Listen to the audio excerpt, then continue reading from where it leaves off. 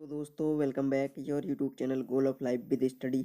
I hope आप सभी अच्छे होंगे और आपकी तैयारी अच्छी तरीके से चल रही होगी। आज हम आपके लिए एक बहुत ही बेहतरीन एंट्रेंस एग्जाम्स की जानकारी लेकर आए हैं। यदि आप भी अपना इंटरेस्ट इस फील्ड में रखते हैं या फिर आप इस इंस्टीट्यूट में अपना एडमिशन लेना चाहते हैं आफ्टर बीएससी, तो इस वीडियो को लास्ट तक जरूर देखें। आई एम बी एस मोर और आज हम बात करने वाले हैं एम्स एमएससी एंट्रेंस एग्जाम्स के बारे में। वैसे तो काफ़ी सारे दोस्त जानते होंगे बट कुछ दोस्तों को क्या जानकारी नहीं होगी, तो इस वीडियो को लास्ट तक जरूर देखें। यदि आप भी एम्स एमएससी एंट्रेंस एग्जाम के बारे में जानना चाहते हैं, तो यदि आपने बीएससी कर रखी है किसी भी स्ट्रीम में और आप अपना एडमिशन एम्स में लेना चाहते हैं, all India institute of medical sciences में एमएससी के लिए, तो इस वीडियो को लास्ट तक जरूर देखें। पहले हम इसकी फुल फॉर्म जान लेते हैं। इसकी फुल फॉर्म होती है all India institute of medical sciences, all India institute of medical sciences MSc. MSc का मतलब होता है master of science entrance exams 2022। इसकी हम बात करने वाले हैं। चलिए आगे देखते हैं। आगे बात कर लेते हैं हम एलिजिबिलिटी क्राइटेरिया की, यानी कि आपकी जो एलिजिबिलिटी है वो क्या रहने वाली है। तो इसमें एमएससी के डिफरेंट फील्ड्स स्पेशलाइजेशन के अनुसार जो एलिजिबिलिटी क्राइटेरिया है वो डिफरेंट डिफरेंट होता है। तो देखते हैं आप, यदि आपने क्या कर रखा है तो आप इसमें एमएससी के लिए एलिजिबल हैं। MBBS BDS with 55% mark general OBC and 50% mark SC ST candidates category. BVSc यदि आपने कर रखा है तब भी आप इसमें एमएससी कर सकते हैं। बी फार्मेसी कर रखा है इसके लिए भी आप एलिजिबल हैं।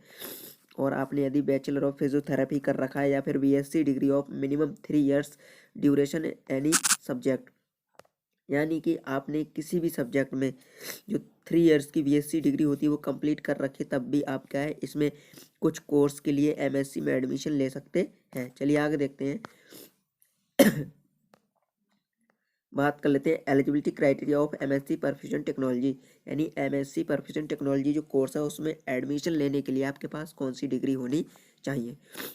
Applicant must have BSc in biology, यानी आपके पास बायोलॉजी से बीएससी होनी चाहिए, चाहे आपके पास बॉटनी से हो या फिर जूलॉजी से हो, या BSc perfusion technology from a recognised university, यानी कि आप बीएससी बायोलॉजी से है या फिर बीएससी परफ्यूजन टेक्नोलॉजी से हैं, तो आप इसमें एमएससी परफ्यूजन टेक्नोलॉजी के लिए अप्लाई कर सकते हैं। चलिए आगे देखते हैं।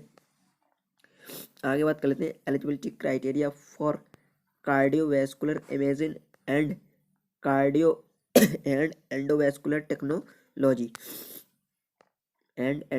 Technology aspirants must have a BSc degree in radiography from a recognised university, यानी कि आपके पास रेडियोग्राफी में कोई भी रिकॉग्नाइज्ड यूनिवर्सिटी से रेडियोग्राफी में डिग्री होनी चाहिए बीएससी की, तब आप क्या है इसमें cardiovascular imaging and endovascular technology course के लिए क्या है आप अप्लाई कर सकते हैं। आगे देखते हैं eligibility criteria for M biotechnology, यानी कि एम बायोटेक्नोलॉजी मतलब मास्टर ऑफ साइंस बायोटेक्नोलॉजी, यानी एमएससी इन बायोटेक्नोलॉजी के लिए एडमिशन के लिए आपके पास क्या होना चाहिए। आगे बात करने वाले हम eligibility criteria for reproductive biology and clinical embryology. Applicant इसके लिए जो एलिजिबिलिटी क्राइटेरिया है वो है applicant must have BSc degree in any of the disciplines related to biology और एलाइड टू बायोलॉजी, यानी कि आपके पास बायोलॉजी से संबंधित किसी भी फील्ड में यदि आपके पास बीएससी की डिग्री है तो आप MSc in reproductive biology and clinical embryology course के लिए अप्लाई कर सकते हैं। चलिए आगे देखते हैं। ये जो एलिजिबिलिटी क्राइटेरिया ये है आपका एमएससी नर्सिंग, एमएससी नर्सिंग के लिए आपका एलिजिबिलिटी क्राइटेरिया है। देखते हैं बीएससी ऑनर्स नर्सिंग होनी चाहिए आपके पास, या फिर BSc nursing post basic certificate,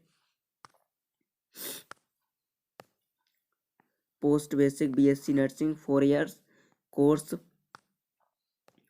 from any recognised university from an educational institute recognised by the Indian nursing council with 60% marks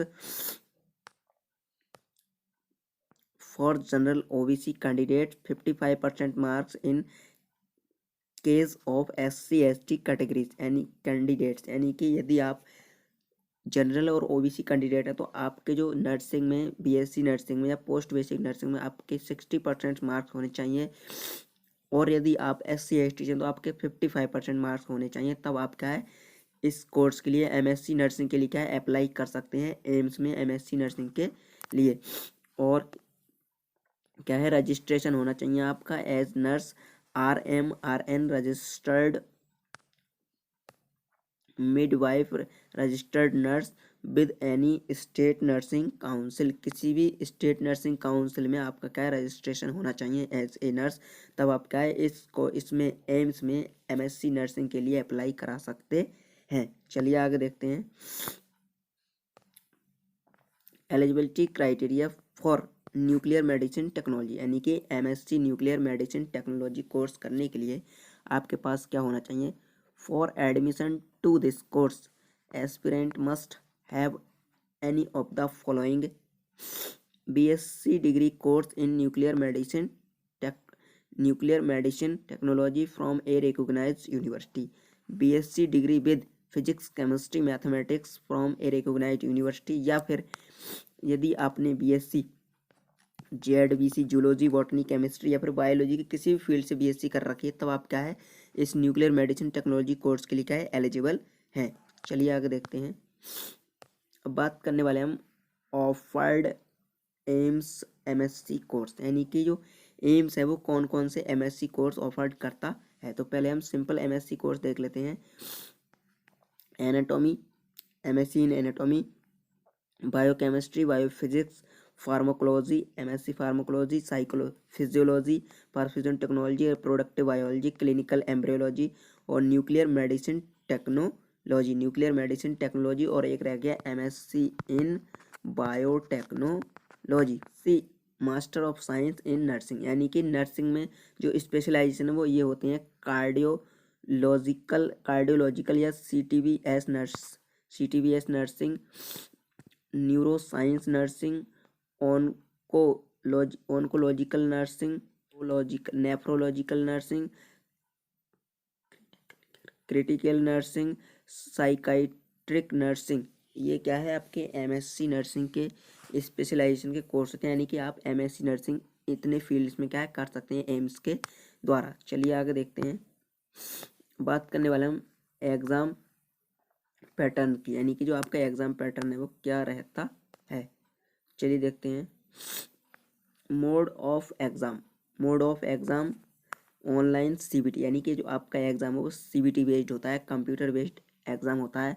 और ड्यूरेशन ऑफ एग्जामिनेशन, ये आपका जो समय होता है वो होता है 90 मिनट्स, यानी कि 1.5 घंटा आपको दिया जाता है इस कोर्स में, इस एग्ज़ाम एंट्रेंस एग्ज़ाम्स के लिए। और वहीं हम क्वेश्चंस की बात करें, नंबर ऑफ क्वेश्चंस, तो आपको क्या है 90 जो क्वेश्चंस हैं वो दिए जाते हैं। चलिए आगे देखते हैं। Type of questions MCQ objective questions होते हैं, mark scheme +1 for correct answer and 0.3 for incorrect answer, यानी कि यदि आप एक क्वेश्चन सही करते हैं तो आपको 1 नंबर दिया जाता है, यदि आप एक क्वेश्चन गलत करते हैं तो उसके लिए आपका -0.33 अंक क्या है आपका कट कर लिया जाता है माइनस मार्किंग में। और यदि हम बात करें मीडियम ऑफ एग्जामिनेशन, तो ये केवल क्या है ओनली इंग्लिश मीडियम में क्या है आपका ये एग्ज़ाम कंडक्ट कराया जाता है। और टोटल मार्क्स कितने हो गए 90 हो गए, 90 क्वेश्चंस, और एक क्वेश्चन आपका 1 मार्क्स है, 1 मार्क्स एक क्वेश्चन होता है, तो आपके इस प्रकार कितने हो गए 90 मार्क्स हो गए टोटल। चलिए आगे देखते हैं। आगे बात कर लेते हैं इम्पोर्टेंट डेट की, यानी इम्पोर्टेंट डेट कौन कौन सी रहने वाली है 2022 के लिए।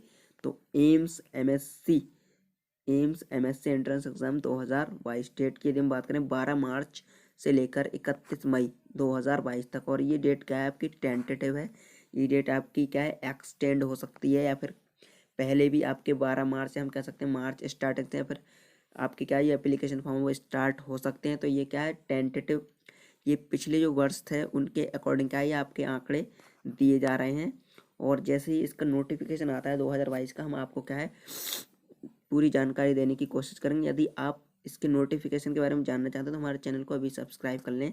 जैसे ही इसका नोटिफिकेशन आएगा MSc AIIMS MSc entrance exam का हम आपको क्या है वीडियो बना के हम आपको जानकारी प्रोवाइड करने की पूरी कोशिश करेंगे।